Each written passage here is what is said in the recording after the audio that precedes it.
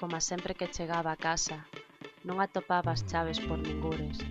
Comezou a remexer nos petos da cazadora na súa procura, pensando, unha vez máis, que as perdera. Era unha noite agradable, nun barrio tranquilo, mais silencioso demais aquelas horas. Non se vía ninguén pola rúa. Só algún gato ou algún can remexían no lixo. Por fin atopou as chaves, e cando ía abrir a porta, alguén se lle acercou por detrás. Non deu tempo a palabras nin a plantarlle cara ao seu agresor. O canón dunha pistola e unha bala que saía directa cara a súa cabeza foron as últimas cousas que puido recoñecer.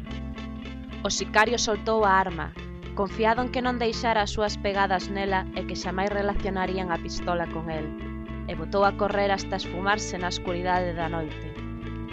Un vehículo agardaba ao afastado da vista de posibles testemuñas.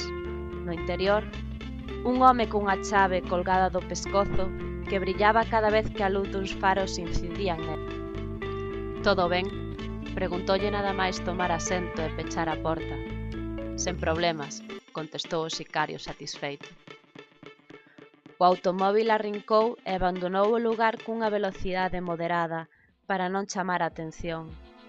Mentres, o corpo inerte permanecía tirado a carón do portal, coas chaves aínda na man. Unha mancha vermella expandíase por todo o chan da beirarrúa, igual ca unha marea imposible de frear. Os cans e máis os gatos escaparan asustados polo estalido do disparo. Polo demais, a rúa seguía baleira. Os poucos que se atreveran a asomarse despois de escoitar o tiro botaran unha ollada rápida e volvéranse esfumar. Non querían ter problemas.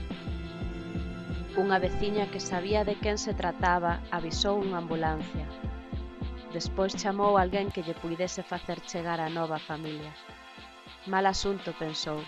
Isto non pode traer nada bo. Malos tempos aveciñaban.